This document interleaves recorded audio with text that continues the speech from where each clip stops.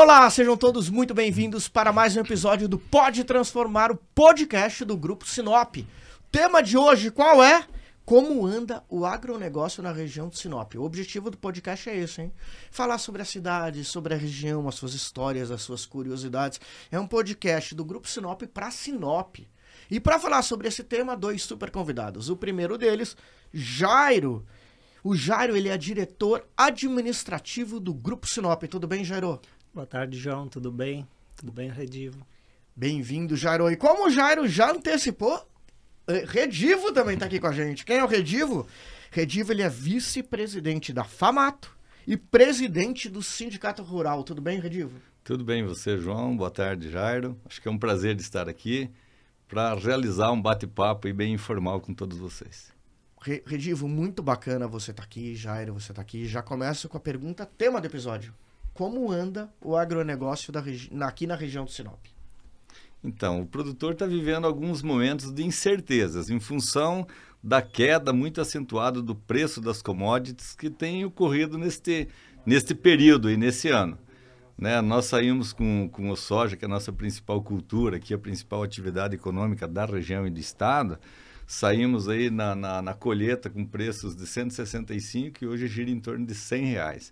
Então, são perdas muito significativas para o produtor e que geram uma apreensão, gera momento de angústia e de apreensão, porque nós não sabemos quando que vamos chegar no fundo do poço, se é que vamos chegar.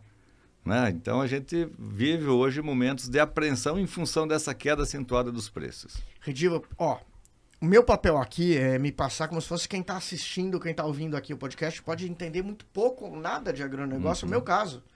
Então, quando você fala dessa queda, me explica por que ela aconteceu. Tem um motivo? É um motivo ligado a Sinop? É o Brasil? Não. É internacional? Não, ela é internacional. Acho que está ligado ao mercado internacional. Soja e milho são commodities, assim como aço, petróleo. E há uma instabilidade econômica no mundo. A gente percebe isso, que existe uma instabilidade econômica no mundo. E isso faz com que os valores desses produtos venham numa descendência de preço. Então, o produtor está vivendo um momento de insegurança, de incerteza, porque nós fizemos uma safra com custos elevadíssimos. Porque nós vimos de 4, 5 anos de uma cultura... 4, 5 anos com bons preços de comercialização dos nossos produtos. E hoje caiu boi, caiu algodão, caiu milho, soja, quer dizer, nós estamos tudo só caindo. Quando cai o preço e você faz uma cultura com custo elevado, sobra o quê? O prejuízo para o produtor, porque às vezes você vender milho hoje a R$38, que está mais ou menos o valor do milho hoje, não cobre custo de produção. Então, nós estamos vivendo momentos de insegurança e de incerteza financeira em função dessa queda acentuada dos preços. Jairo, e como você enxerga esse momento? Olha, eu concordo, né, com o Redivo, né, essa leitura que a gente faz hoje da nossa região. O preço está totalmente influenciado, né, ele é através do câmbio, né, então é determinado pela Bolsa de Chicago. Então, nós temos a situação da valorização do real perante o dólar, né? É um dos fatores. E superprodução, né? Um excesso da oferta, né? Da demanda, né? Desses produtos também. Tem altos índices de estocagem, né? De grãos ainda para serem comercializados. E aí isso acaba afetando diretamente, né? Na realidade da região. Como o Redivo falou também, a gente vinha nessa alta e aí quando ela se inverte, um dos principais prejuízos para os produtores é porque os insumos, né, que haviam sido comprados na safra anterior, eles também variam de acordo com o câmbio. Então você tem um custo de produção bem elevado, uma margem muito apertada em relação à venda, ou, por exemplo, como citado pelo Redivo, às vezes até prejuízo em relação a quando praticados alguns valores no mercado. E isso muda, na prática, o que para o cidadão aqui da região? Muda alguma coisa? Quanto a emprego, quanto a custo? Ou é uma coisa que muda nacionalmente? Ou não, muda muito, né? O produtor, ele vai reprogramar suas próximas safras, que nem no caso do milho, com certeza, próxima safra nós vamos reduziremos a área de plantio de milho, o produtor vai tirar as áreas marginais, as áreas de maior risco, ele vai tirar fora, ele não vai plantar, porque ninguém tem essa... né, ninguém vai dar tiro no pé aí, arriscando aquilo que você pode... Hoje, conduzir uma lavoura tanto de soja quanto de milho custa milhares de reais por hectare, né? Alguns R$1.000 por hectare. Então, ninguém vai jogar esse dinheiro fora na incerteza de não ter lucro. O produtor planta para produzir e para ganhar dinheiro. Ele tem que ter essa percepção, né? Ele precisa ter essa percepção, que ele está produzindo visando lucro. Quando ele não tem essa certeza de lucro, ele tira o pé. E ele tem que tirar o pé, ele tem que ser precavido, ele tem que fazer essa conta aí, né? O produtor tem que fazer essa conta, senão ele não sobrevive. Mas isso acontecendo, o que muda para o cidadão comum? Aquele cara ou aquela mulher que não trabalha, não tem nenhuma relação com o negócio, mas está com o filho na escola, que vai nos bares da cidade, que compra carro na região, tem algum impacto direto nesse público num período próximo ou não necessariamente? Respondendo, né, a pergunta, eu vejo que sim, porque afeta toda a economia, né? Uhum. E muitas vezes acaba se confundindo o tema agronegócio com agropecuária, por exemplo. A cadeia do agronegócio, né, ela é muito maior, né? Ela pega toda a cadeia de insumos, toda a cadeia de produção, né, relacionada à agropecuária. Então, ela é muito mais abrangente. Então, afeta a economia de toda a região. Então, mesmo direta e indiretamente. E quando a gente fala dessas baixas, são valores que deixam de circular no mercado, né? Então, quando você tem o soja 165, por mais que, assim, é uma questão de adaptação, porque o insumo ele também está baixando praticamente na mesma proporção do que está baixando o preço da soja. Mas, assim, a margem, quando a gente converte para real, 10% em cima de 165 é diferente de 10% em cima de 100. Então, é menos dinheiro que deixa circular no mercado. E isso afeta toda a cadeia de produção. Mas essa é uma preocupação que tem que ser de Sinop ou está acontecendo no Brasil todo? Não, no Brasil como um todo. Acontece no Brasil como um todo, os preços são de uma forma geral. Mas quando você tem uma crise num setor que representa 1/4 do PIB brasileiro, 26%, 27% do Produto Interno Bruto brasileiro, você afeta, quando essa cadeia é afetada por preços baixos, a economia do Brasil ela vai dar uma estagnada, com certeza ela vai afetar. E isso a gente vê na circulação na nossa cidade mesmo, no estado e no Brasil, a gente vê que há uma retração de consumo, que isso é normal. É uma coisa normal, é uma tendência normal. Quando você está vivendo momentos de crise, você vai ficar, entendeu? Você se controla, você tira o flap, né? Como a gente fala, né?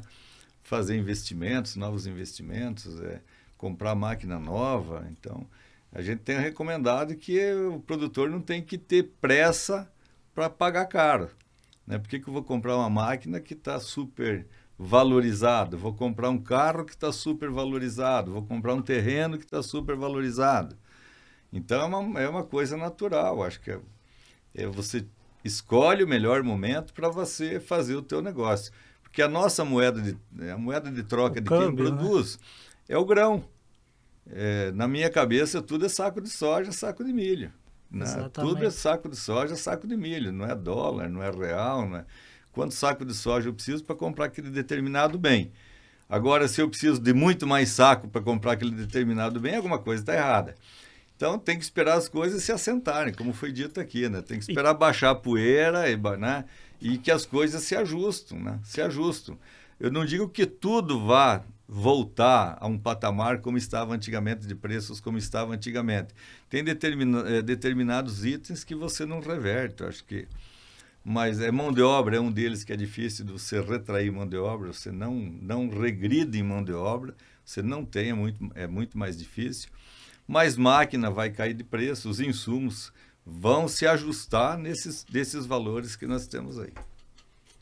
E diz uma coisa, eu que não sou do agro, quando eu escuto isso, já fico apavorado, porque é só notícia ruim. É para apavorar ou faz parte, esse sobe e desce, faz parte? Vocês dois que vivem com isso, conhecem bastante isso, vocês estão mais preocupados? Ou é uma preocupação que vocês já viveram tantas nesse perfil, que é mais uma que vai ser superada fácil? A minha visão é que a economia é cíclica, ela tem altos e baixos e são constantes os altos e baixos. Nós viemos aí de 4, 5 anos de bonança. Né? O produtor brasileiro viveu nos últimos 5 anos, aí eu acho que bons momentos. Então, aquele produtor que fez o dever de casa, que capitalizou, que investiu, que aproveitou esse momento para fazer os melhoramentos necessários nas suas propriedades, hoje ele está um pouquinho mais tranquilo. Né? Hoje ele está mais tranquilo, porque ele já conseguiu realizar aquilo que... Porque fazenda, o próprio nome diz, é fazendo. Você vive fazendo, vive investindo, você nunca para. Eu nunca vi uma atividade que não tem fim os investimentos. Se vive investindo. Quem tem fazendo vive investindo, vive aumentando, melhorando, recriando, você não sabe. O próprio nome diz, é fazendo. Né? Fazendo é fazendo. Acho que então o produtor com essa... O que aproveitou os bons momentos aí dos últimos 5 anos, ele conseguiu fazer uma transformação, melhorar solo, melhorar calagem, fazer correção de solo, investir mais em adubação. Né? Antigamente aqui se colocava 80 pontos de fósforo e 80 de potássio em média para a cultura da soja. Hoje o produtor aqui está aplicando 120, 130, 150 pontos, quer dizer, nós quase dobramos a adubação na mesma área. Mas em contrapartida nós quase dobramos a produção. Para quem veio em Mato Grosso em 1980, a gente colhia a média de produtividade em 1980 em torno de 30 sacas por hectare. Hoje o produtor está colhendo 60, 70, 80. Mais que dobrou. Mais que dobrou. Mas por que isso aconteceu? Porque ele investiu naquilo que é o bem dele, que é a terra, que é ele investiu para fazer com que essa produtividade elevasse, aumentasse. E ele, né, genética, maquinário, né, tecnologia em cima do maquinário. Hoje as plantadeiras têm uma perfeição na distribuição de semente, né? Então nós evoluímos muito, sabe? Nesses últimos 30, 40 anos. Eu acho que é bom que se diga que o Mato Grosso teve uma transformação assim, muito ascendente, de forma muito, muito violenta, muito rápida. Você transformar um estado que era inóspito em 30 e poucos anos. Eu vim para cá a primeira vez em 84. Vim para Sinop e para o Centro-Oeste. A primeira viagem minha foi em 84. Lucas do Rio Verde tinha umas 20 casinhas de madeira. Tinha mais nada. Umas 20 casinhas de madeira em Lucas do Rio Verde em 1984. Foi tudo muito 84 para 2000, 16 com 23, 39 anos, em 40 anos. Olha, e assim era para trás aí. Você só via cerrado, sabe? Então, olha a transformação que esse estado ocorreu em 40 anos. Né? Nos transformamos no celeiro do mundo, né? Maior produtor de algodão do Brasil, maior produtor de milho, maior produtor de soja, maior produtor na pecuária, quer dizer, maior, né? A agricultura, o agronegócio representa 56% da balança comercial mato-grossense. É número muito significativo. Mais da metade da economia do Mato Grosso está pautada em um setor. Está pautada em um setor. Então, isso é um estado forte, pujante, que tem uma tendência voltada para a produção. Né? Mato Grosso tem peculiaridades aí que são ímpares. Cada 5 safras do sul, o cara perde 2. Por problema climático. Sim. Nós não perdemos. A gente vai até falar sobre isso. Nós não perdemos. Nós temos condições muito favoráveis para a produção. Mas nós temos muita dor de cabeça para resolver também. Não é só coisa boa, não, meu. Nós vamos falar das coisas ruins também. Tem muita coisa para ser resolvida nessa nossa região. Você consegue já entrar nesse tema, Jairo? Você veio para cá quando? Para Sinop? Eu vim a primeira vez em 94, né? 94. E aí, definitivamente, em janeiro de 98. E você trabalhava lá na terra, lá no sul, correto? Sim. É muito diferente a terra de Sinop e a terra de lá? Os mundos muito diferentes, né? É dentro do mesmo país, mas a realidade muito diferente, principalmente da região de onde eu vim. Onde eu vim era uma região de agricultura de subsistência mesmo, né? Então, assim, o cara produz realmente para o consumo, né, próprio e muito pouco excedente que ele acaba comercializando. É mais para viver de uma forma muito manual ainda. E aí aqui não. Mas nessa época, principalmente já no final dos anos 90, a agricultura estava chegando aqui na região de Nova Mutum. Aqui ainda era bem tímido. E assim, graças a melhoramentos genéticos, né? E tratamento do solo, principalmente. Por quê? Porque o clima realmente ele é extremamente favorável. Por isso que é uma área de expansão agrícola a maior do mundo, né? O norte do Mato Grosso hoje se fala que é a maior fronteira agrícola do mundo. Então, assim, é uma região onde você tem um clima favorável, você tem grandes planícies, né, para exploração mecanizada, então você consegue produzir em alta escala. Só para retomar um pouquinho, eu também acredito que o momento seja cíclico, né, porque a agricultura, se a gente for ver, ela, né, conforme o Redivo falou, os últimos 4 anos foram muito bons, né, muito bom mesmo em termos de resultado.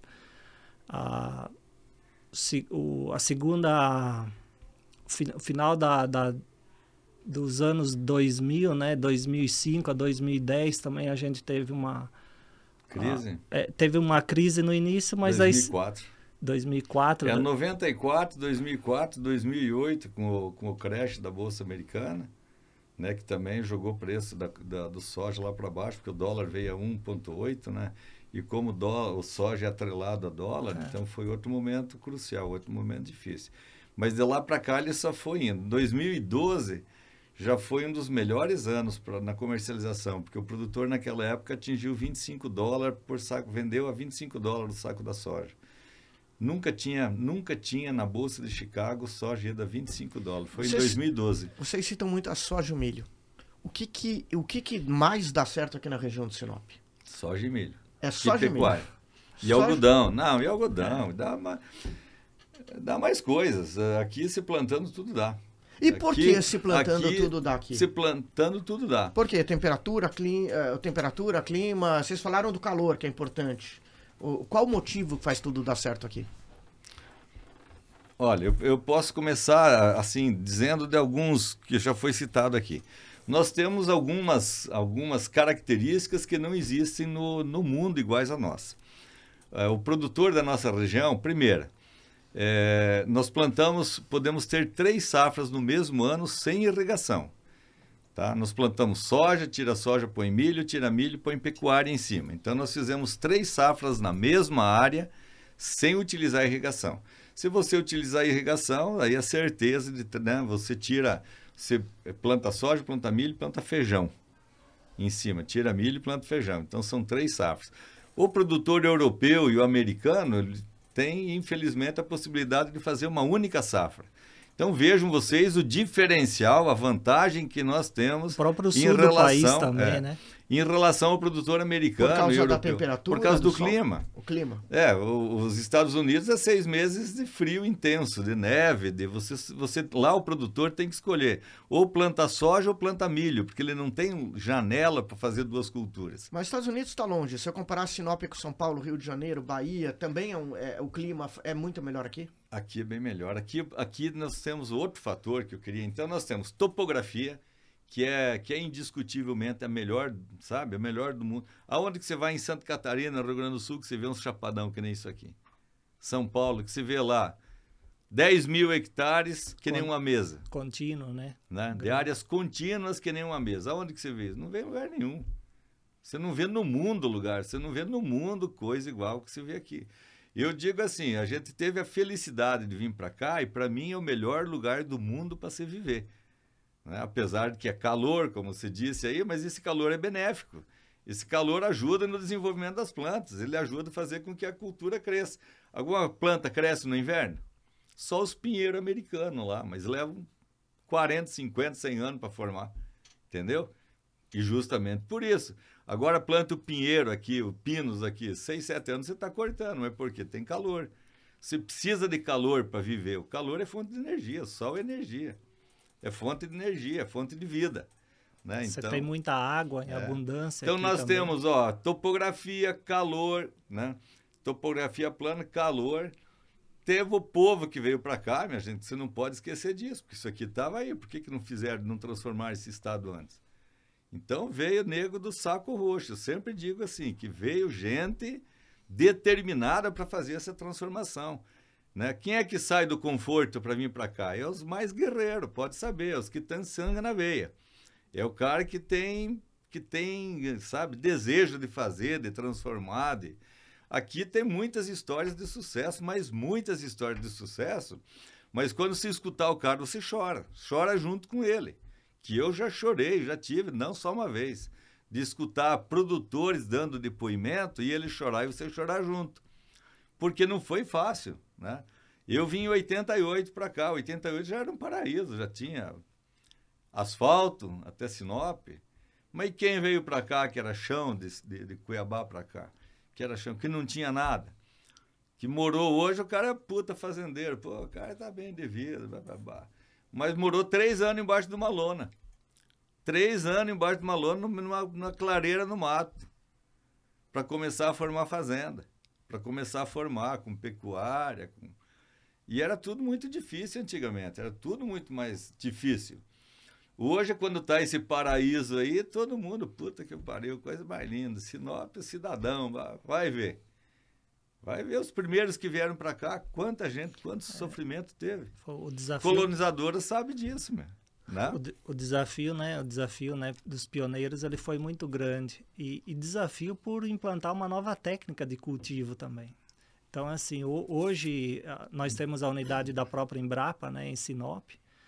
Há um reconhecimento, né, é uma empresa de reconhecimento mundial, né, por tratar a genética, porque ela precisou também adaptar suas sementes, né, em relação à própria região, né, porque eram de acordo com as sementes que você tinha onde o ciclo era frio e quente, ele não tinha a mesma felicidade na produção aqui. E hoje a gente já vê chegando, né, novas culturas, como por exemplo o trigo.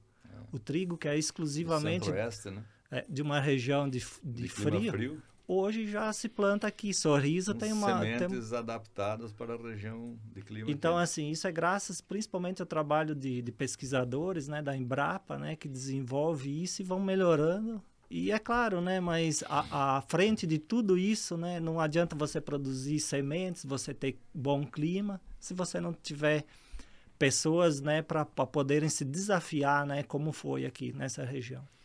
Aqui se experimentou plantar café, né? Inicialmente era café, a cultura que era vendida, né? As nossas terras aqui para a produção de café. Não foi guaraná também, não deu. Teve a agroquímica com a mandioca, com a cultura de mandioca, foi tiro no pé também. Então ela foi se transformando aos poucos, ela foi descobrindo a aptidão dela aos poucos, a nossa região, né? Ela não foi que o cara chegou aqui e acertou na veia. Muita gente veio para cá e errou. Veio com dinheiro e saiu e se quebrou aqui, vamos dizer assim. E muita gente que veio sem condição nenhuma foi crescendo, prosperando e foi indo e hoje é muito bem sucedido. Gravando essa temporada do podcast, a gente ouviu muitas versões de convidados explicando por que Sinop tem a pujança que tem, né? Da parte econômica, por causa dos pioneiros, como você citou, do pensamento inovador e do povo, porque é o povo guerreiro. Minha pergunta é: o quanto, no começo de Sinop, o agronegócio foi fundamental para tornar Sinop no que é hoje? E qual a importância do agronegócio hoje para Sinop? Porque a gente escuta que a área de serviços está crescendo absurdamente em Sinop. Mas o quanto o agronegócio ainda é importante para Sinop ser um desses destaques do Brasil, uma das cidades que mais cresce? Posso dar minha opinião? Posso. Sinop deve muito ao setor madeireiro.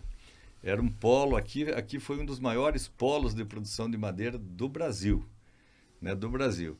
E isso aqui que alavancou Sinop como essa cidade pujante que é. Porque o setor madeireiro ele gera muito emprego. Gerando emprego, ele divide renda. Né? É um setor que divide renda. Nós tivemos empresas em madeireiras e fábricas de compensado que tinha 500, 600 funcionários numa única fábrica. E nós tínhamos várias fábricas dessa aqui em Sinop, várias fábricas desse setor. Então, foi esse setor que é o responsável pelo desenvolvimento de Sinop. Eu quero fazer um comparativo. Sorriso planta 590 mil hectares de soja. Sinop planta 175 mil. Teoricamente, é onde que roda mais dinheiro? Sorriso, por essa área plantada. Mas não é verdade, é Sinop que gera mais, entendeu? Por quê? Porque Sinop Sinop desenvolveu o setor de comércio e de prestação de serviço. Nessa época, era uma cidade mais populosa que Sorriso, tinha muito mais habitante, então começaram a vir os prestadores de serviço. Nós tivemos uma outra vantagem muito feliz dos prefeitos anteriores que investiram na educação. Hoje nós temos 16 mil estudantes universitários. Quanto custa para pôr um filho na escola? 4, 5 mil reais para ter um filho na faculdade. 4, 5 mil reais por mês. Se eu tenho 16 mil estudantes em Sinop, né, vezes 4 dá 64 milhões que circulam no comércio da Sinop todo ano. Outro fator preponderante de Sinop é a localização geográfica.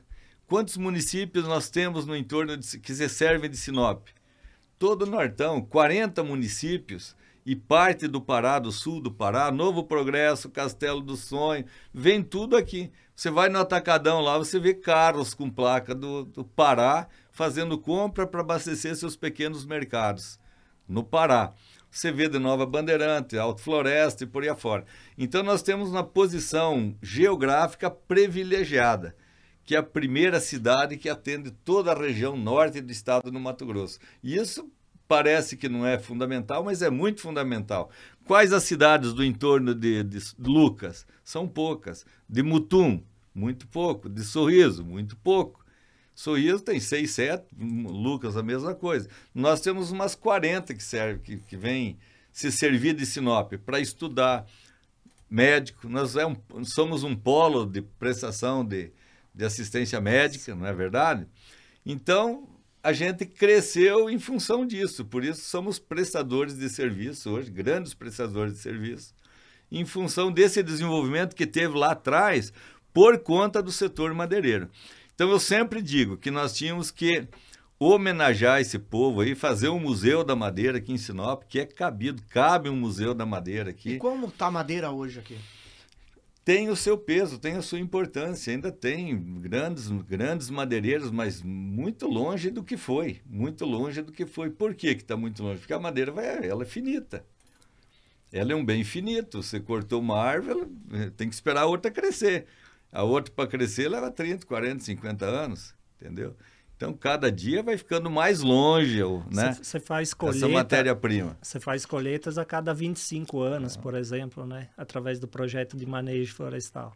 Enquanto que na exploração pela agricultura e a pecuária, você faz colheita. Mas aí eu fico com uma dúvida assim. O Redivo estava dizendo que década de 80, 90, quando o fazendeiro veio para cá, muitos hoje de sucesso dormiram debaixo de lona, ali na clareira. Hoje é outro cenário. A cidade já está desenvolvida, está legal. Tem um solo fértil, tem uma temperatura boa, tudo a favor de Sinop. Está no momento, talvez, crise, não sei se é esse o nome, mas porque o mundo inteiro tá. Então, se alguém tá ouvindo isso, assistindo isso, tiver dinheiro, falar, vou para Sinop, vou trabalhar na agricultura, na agropecuária lá. Esse ainda é o momento ou já não tem mais espaço? Já está tudo ocupado? Essa é a minha dúvida. Nesses períodos, às vezes, que a economia ela não é tão atrativa, são os melhores momentos para você investir. Então, eu diria para quem está ouvindo, né, que aqui a nossa região sempre vai ter essa oportunidade. Independente se a economia está mais ativa ou não está ativa, possivelmente, às vezes, no momento que a economia não está tão ativa, você consegue fazer melhores negócios. E assim, e a soja, né? A soja, ela é o nosso câmbio, né? Como o Redivo falou. Então, assim, muitos negócios, eles são tratados aqui através da soja. Pode ser uma novidade para outros centros, mas aqui é muito comum, muito tradicional.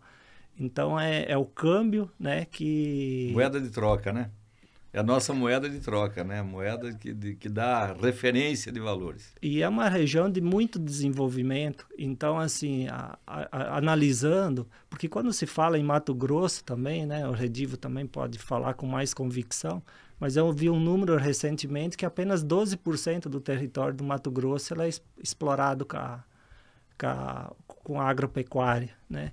Então, assim, você tem muito solo ainda para poder explorar, o aumento de produção ele pode ser muito maior do que já existe, né? A gente está falando muito de produção, de crescimento, e ainda nessa temporada a gente vai ter um episódio só falando sobre sustentabilidade. E o tema hoje que a gente ouve muito falar é de ESG, de como trabalhar, como cuidar do colaborador e assim por diante.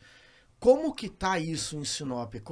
Como é a vida do trabalhador rural, o relacionamento com os proprietários de terra? A gente já tá num nível bacana? Como funciona isso? É difícil trabalhar na terra hoje? É mais fácil? Como é a vida do trabalhador rural? Acho que nós evoluímos muito. Eu digo assim, nós nesses 30 anos evoluímos muito, inclusive nessa relação trabalhista aí, sabe? O produtor, patrão empregado, né? O produtor, ele tem que se adequar às normas, né? O produtor é uma pessoa ordeira, isso é de princípio, de caráter. A maioria do produtor é religioso, é aquela pessoa, sabe? Aquela pessoa que não é que está dormindo pensando em dar o tombo no vizinho, né? Longe disso, ele está dormindo pensando em como ajudar o vizinho. Ele tem esse espírito coletivo. E com relação ao trabalho, a mesma coisa, nós evoluímos muito. Nós temos aí desenvolvido pela ProSoja uma campanha que se chama Soja Legal. Soja Legal, que busca adequar as propriedades a todos os preceitos legais que existem. Sejam eles trabalhistas, ambientais, todos eles, sabe? De natureza de conservação, de, né, priorizar a conservação do solo. E dentro da conservação é bom que se diga... O Mato Grosso nós plantamos 12 milhões de hectares de soja. A área do Mato Grosso é 90 milhões de hectares, então é muito pequena a área que nós exploramos. Desse total, o Mato Grosso é um único estado que tem 3 biomas também, né? Dos 27 estados brasileiros, o único que tem 3 biomas, que é Cerrado, Floresta Amazônica e Pantanal. Tem 3 biomas, os demais estados é 1 ou 2 biomas, certo? Nós temos 42% dos 3 biomas preservados, 62% dos biomas preservados. E desses 62%, 41% é o produtor que preserva. O produtor, são áreas particulares, né? Não são as nossas áreas de reserva legal. 41% da área, dos 62 preservados, quem preserva é o produtor nas suas propriedades, sem receber nada em troca disso. Então, é muito bom que se diga. O nosso Código Florestal é o Código Florestal mais restritivo do mundo. Não existe país nenhum do mundo que obrigue o produtor a ter reserva legal. Nenhum. Você vai nos Estados Unidos, o cara planta até na barranca do Mississippi. Está plantando soja até 5 metros da barranca. Só não põe mais para dentro porque pode esbarrancar aquele trem lá e cair o trator para dentro. Mas é assim que funciona. Não tem problema ambiental nenhum. Você vê distribuidoras de petróleo que tem aqueles enormes tanques lá, que eu não sei a capacidade, em cima do rio. Aqui jamais você faria isso. Jamais os órgãos ambientais dariam a licença para você construir um negócio desse. Então, sabe, nós temos aqui uma legislação altamente restritiva, né? E o produtor aprendeu a fazer esse dever e faz muito bem. Nós reciclamos aí 100% das embalagens de defensivos agrícolas. Qual é o estado que faz isso? Na Federação Brasileira? Nenhum. Não tem nenhum outro estado que recicle a totalidade das embalagens dos defensivos utilizados. Nós somos precursores nisso, pioneiros, e é uma coisa que funciona. Eu compro lá 100 galões de um determinado produto, a nota fiscal de onde eu comprei vai direto para a Cearpa, que é o órgão que recebe isso, e lá eu tenho minha conta corrente. Eu comprei 100, tenho que devolver 100. E é contado, é contadinho. Você faz a programação de entrega e o teu produto que se entregou é contado. Então, é o único estado que tem essa preocupação ambiental, né? Hoje nós estamos já fazendo estudos, e através de universidades, que comprovam que o nosso plantio de soja e milho, Jair, né, nós reciclamos muito mais carbono, tiramos muito mais carbono, limpamos a nossa atmosfera do que uma própria mata nativa, com os dois ciclos da cultura. Então, além de nós fazer o papel do mundo, né, de poluir, despoluir a nossa atmosfera, de fazer esse papel de pulmão do mundo, nós somos os maiores produtores do mundo. Né? Aqui o Mato Grosso, hoje, se você transformar o Mato Grosso num país, hipoteticamente, se você transformasse o Mato Grosso num país, nós seríamos o terceiro maior país produtor de soja do mundo. Perderia para os Estados Unidos, Brasil, né? E o Mato Grosso seria o terceiro. Nós passamos a Argentina na produção de soja. Inclusive o PIB do Mato Grosso hoje, o PIB per capita, é o maior do país, né? Recentemente conquistou esse espaço. Então, assim, para a gente ver, né, o quanto que ele movimenta, né? E o que eu vejo é o seguinte, que a própria mídia muitas vezes traz o assunto, está muito mais em evidência falar sobre a degradação ambiental, né, o meio ambiente, do que a própria agricultura ou o agronegócio, que traz, né, que fomenta tanto o próprio PIB do país. Então, assim, hoje a gente assiste os noticiários, são poucas as notícias que falam sobre a produtividade, né, e relacionada ao agro. Hoje você tem muito mais notícias que falam em relação à degradação do meio ambiente. Mas principalmente aqui na nossa região, né, falando sobre o norte do Mato Grosso, isso está muito bem controlado, né? Você não percebe isso, não tem evidências que isso acontece mais por aqui.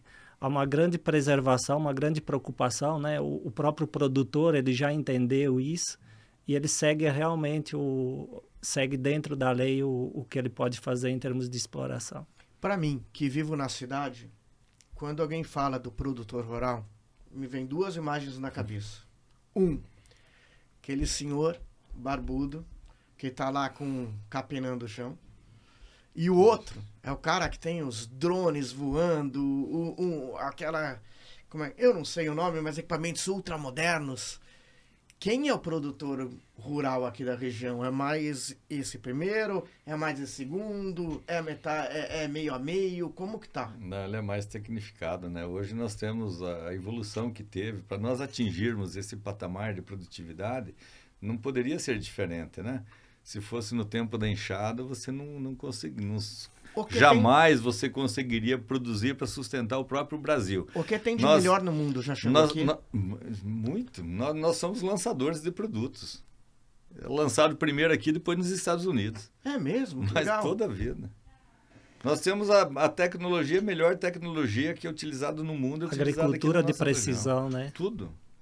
Nós temos máquinas que trabalham sozinhas, vou dizer assim, lá na minha fazenda tem máquinas, você vai lá, vai fazer a volta da máquina, virou o volante 91 graus, passou do 90 graus, solta ele faz a volta sozinho, volta, cai no tiro dele para voltar e vai embora. Chega lá na outra ponta, só faz isso. 91% virou, quer dizer, tem máquina totalmente informatizada, né? Totalmente informatizada. Ela corta eito para colheita, ela tira lá 5 faixas de colheita. Chegou na última, não sobra um pé de soja e não falta um pé de soja. Mas ela aí, vai sempre de plataforma cheia. Você estava falando assim agora há pouco, daqui a pouco a gente vai falar dos problemas, mas eu não vi nenhum problema tirando a crise do momento que é mundial. Vamos falar de problema, mas então. Quais que são os problemas, então? Nós temos gargalos de infraestrutura muito sérios. A nossa região é no centro do país. Para o lado que a gente for, né, Jardim? Você vai para o norte, nós estamos longe dos portos do Arco Norte, né? Mas estamos mais perto que os do sul. Você vai para Paranaguá, Sinop a Paranaguá, 2.300 quilômetros. Sinop a Santos, 2.200, acho que dá 2.200 por aí. Então nós estamos, se imagine transportar, nós estamos transportando 90 milhões de toneladas, que é a produção desse ano do estado do Mato Grosso, de soja e milho. É o recorde né? O recorde nunca foi atingido dessa produção. O Brasil passou de 300 milhões de toneladas. Só no Mato Grosso, só soja e milho dá 90. Dá uma olhada nisso. Olha o volume de produção que sai daqui. Né? Nós batemos o recorde de produção no estado do Mato Grosso, está sendo comemorado aí que nós passamos os 300 milhões de toneladas de grãos. No Mato Grosso, sai 90 milhões dos 300 produzidos no Brasil. Olha a importância deste estado para a produção nacional. É muito forte, né? São produções muito fortes. Então, os principais problemas que nós temos são de infraestrutura. Nós não temos, é a BR-163 que tira todos os nossos grãos daqui, mas ela virou a rodovia da morte. Né? Tamanho, o número a quantidade de acidentes que tem ocorrido em função do alto tráfego que por ela trafega, né? É muito caminhão. É um caminhão, se vai para Cuiabá de carro, é um caminhão enrabadinho no outro, um atrás do outro. Parece vagão de trem, né? Exatamente. Então não é exagero, é o que acontece de fato. Se vai para Miritituba, a mesma coisa. Então, nós temos o frete mais caro do mundo. Agora, se a gente fala que os nossos produtos são uma commodity, quem que normatiza? O preço é internacional. Não sou eu que faço o preço do meu produto. É preço internacional. E eu estou competindo com o americano, com o argentino, com outros países que produzem e tem um custo de frete infinitamente menor do que o nosso. Mas como resolver isso? Com ferrovias. É a tão sonhada Ferrogrão. É o outro sonho que nós temos, que agora foi destravado ontem, dia 31, hoje é 1º. Hoje é dia 2, a gente está falando do dia 31 de maio. Então, 31 de maio. 31 de maio foi, graças a Deus, existia uma liminar lá impedindo a licitação da Ferrogrão, alegando questões ambientais. E essa liminar foi destravada, foi liberado pelo ministro Alexandre de Moraes, graças a Deus, foi liberada para continuar os estudos e dentro de 60 dias nós teremos já, eu acho que novas, boas notícias, né, possibilitando o início iniciar a licitação, quer dizer, entrar em todo esse processo licitatório. Que só venham boas notícias, até isso ser realidade, quantos anos? A ferrovia é coisa para 10 anos. É uma obra aqui no Brasil, pela modalidade, é uma obra para 10 anos. Até lá o frete vai continuar mais caro. Até lá nós temos o frete mais caro do mundo. Mas isso não é uma barreira tão absurda. O que impacta tanto? Por que no Brasil as coisas são tão difíceis? Você vai nos Estados Unidos, você pega o Mississippi. Aonde ele tem uma curva no Mississippi, eles endireitaram para a barcaça passar, para facilitar o transporte. Não tem problema ambiental, lá não gera problema ambiental, não tem restrição nenhuma. Agora aqui no Brasil, se tiver um ninho de papagaio numa árvore, está impedido de passar até que aquele papagaio choque, entendeu? Então é muita picuinha para atrapalhar, sabe? É muita burocracia para atrapalhar o desenvolvimento do país. É muita burocracia, sabe? A burocracia é muito grande, por isso que as coisas não vão. Então é licença ambiental, é licença disso, licença daquilo, tem 10 tipos de licença. Você fica lá aquela maceração para fazer com que a coisa aconteça. O Estado está engessado. A verdade é que o Estado brasileiro está engessado. Hoje um prefeito não pode trabalhar, um governador não pode fazer aquilo que ele pensa que faz, né? O Ministério Público tem muita força. O Ministério Público é o senhor da razão, né? Nós temos promotores aí, infelizmente, recém-formados, sem vivência nenhuma, que tenham o poder da caneta para impedir o desenvolvimento disso, impedir que faça uma ferrovia, uma rodovia, uma hidrovia, enfim. Então, nós temos muitos problemas burocráticos legais, que eles são legais, o produtor está agindo dentro da lei. Né? Ele está fazendo aquilo dentro da lei, porque foi permitido isso para ele. Ele tem esse poder. Então, mas nós temos que alterar essas leis. Nós temos que fazer com que tenha mais flexibilidade para fazer aquilo que o Brasil precisa. Nós temos que transformar. Tem sentido você transportar esse volume de cargas sobre rodas? Não tem sentido. É o frete mais caro do mundo. É o frete mais caro que tem. E o caminhão é feito para andar pequenas distâncias, não é feito para andar 3, 4 mil quilômetros, sabe? Transportando carga. Então, quando se fala, né, a logística, né? A logística, João, é um dos grandes gargalos para a nossa região ainda ser mais competitiva. Sim. Tem problemas também com a armazenagem, né? Porque... Eu gostaria também de abordar isso, Sim. que é muito sério, sabe? É muito sério o problema da armazenagem. O estado do Mato Grosso tem 45% da capacidade de armazenamento dos grãos. Colhemos 90 milhões de toneladas, né? Nós não temos 45 milhões, não tem 45 milhões de armazém, não tem para metade. Nós temos capacidade para armazenar 45% daquilo que nós colhemos. É um problema de segurança nacional, Jairo, né? Sim, e aí assim, João, por que deixa de ser competitivo, né, com essa falta de armazém? Porque, por exemplo, assim, você está com o armazém, agora acabou a colheita da soja, você está com o armazém cheio de soja. Aí você tem a safra do milho. Não tem onde pôr o milho. Para você guardar o milho, se ele for mais atrativo comercialmente, se você vê, você precisa vender a soja para colocar o milho, porque você não tem. Então, assim, essa ausência de armazéns dificulta a negociação e no caso do produtor, ganhar mais, né? Ser mais competitivo. E é bom que se diga que nós não estamos reduzindo o problema de armazenagem, nós estamos aumentando. Nos últimos anos, o Mato Grosso cresceu mais em produção do que em capacidade de armazenamento. Então, se pegasse há 10 anos atrás, a diferença era menor do que hoje, do déficit de armazenagem. Olha o quanto é grave isso. Nós não estamos fazendo armazém para acolher o aumento da produção que nós temos. Redivo, Jário, a gente está chegando no final, passa rápido aqui, mas eu queria ouvir de vocês o seguinte: como vocês enxergam o futuro próximo, daqui a 5 ou 10 anos, do agronegócio da região?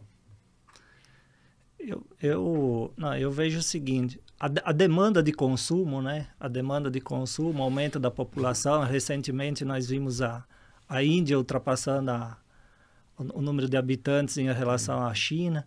Então, assim, você tem o aumento de pessoas. Hoje nós estamos com 7,8 bilhões de pessoas no mundo, uma estimativa até 2050 de chegar próximo de 10 bilhões de pessoas.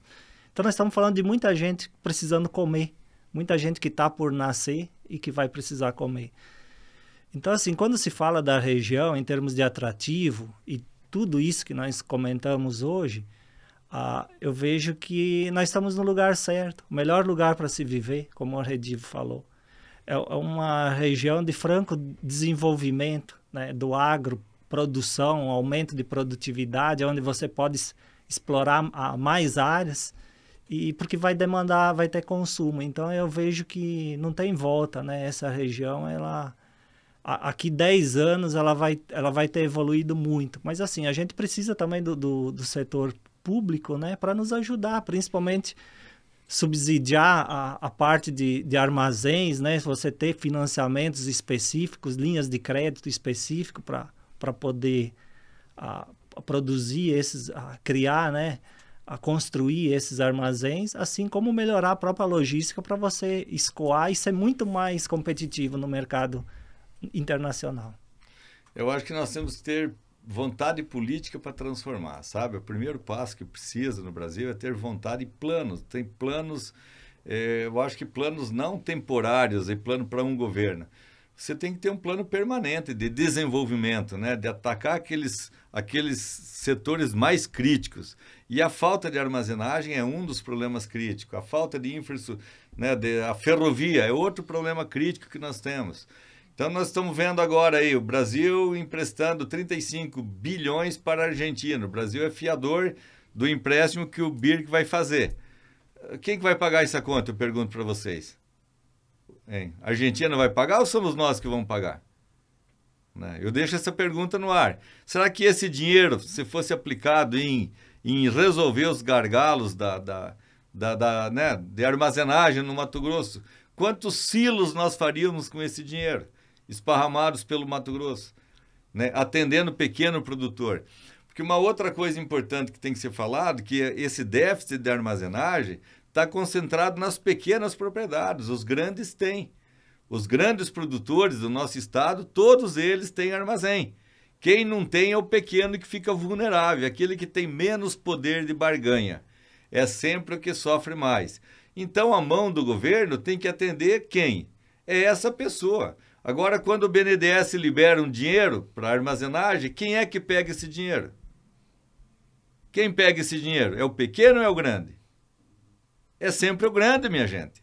Então, alguma coisa está errada. Nós não temos política voltada para atender as pessoas que mais necessitam. E isso é um problema de governo, de programa de governo. Se o governo quiser, nós vamos transformar o estado do Mato Grosso, vamos resolver os gargalos de armazenagem no estado do Mato Grosso.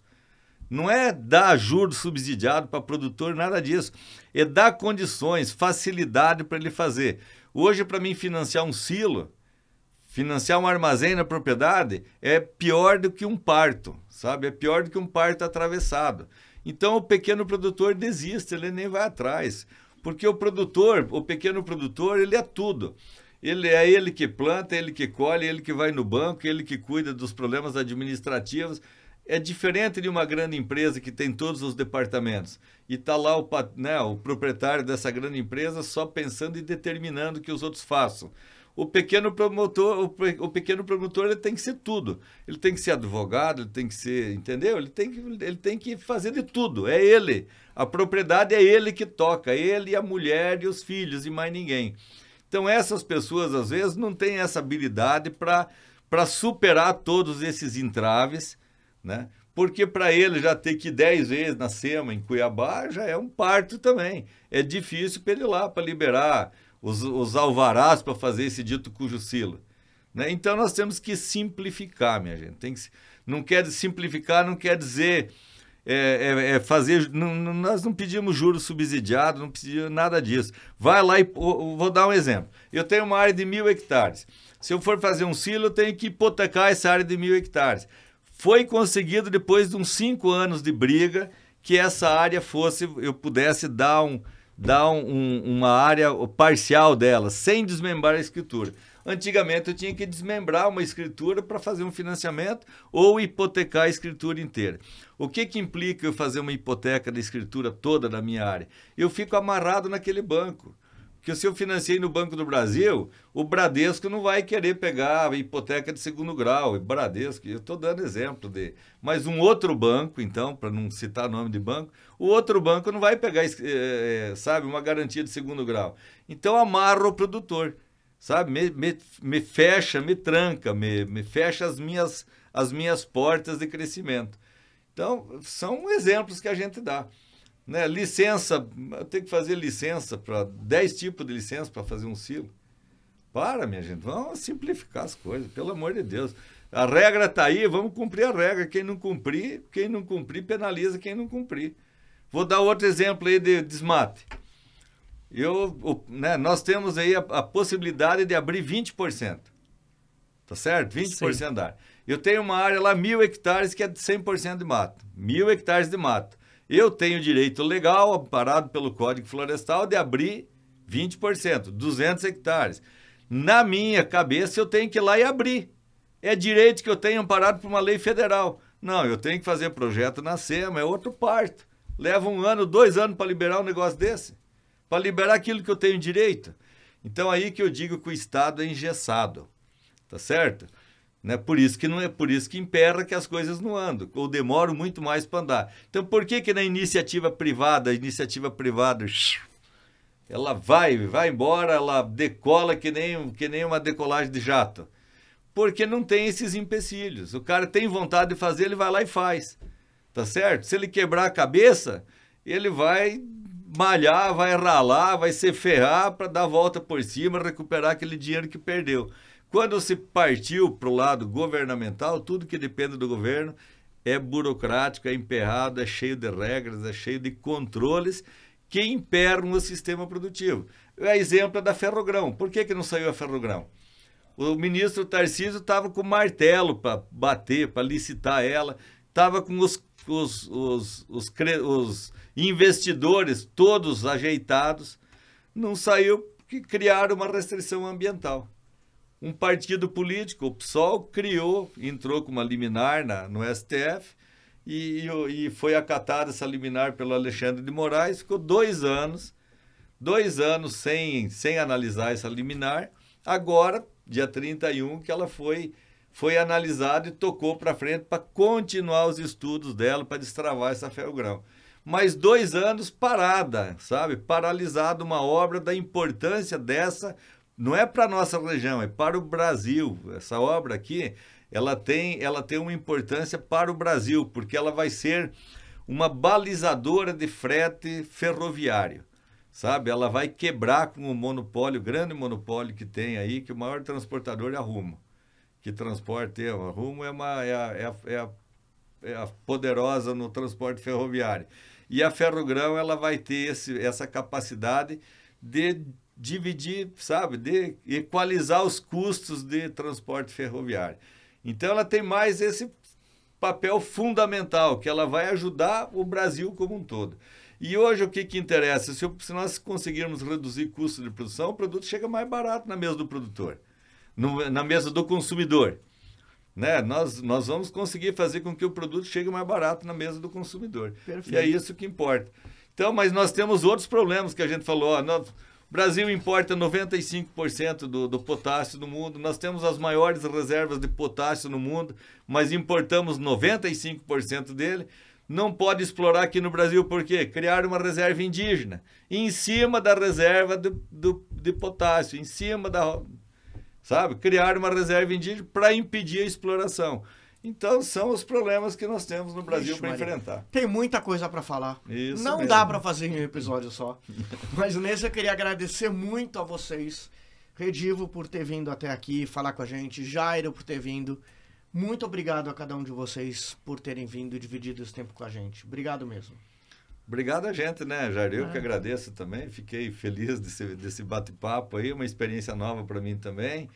E a gente se coloca sempre à disposição aí como instituição, como, né, estamos lá como presidente do Sindicato Rural, tentando contribuir naquilo que for possível.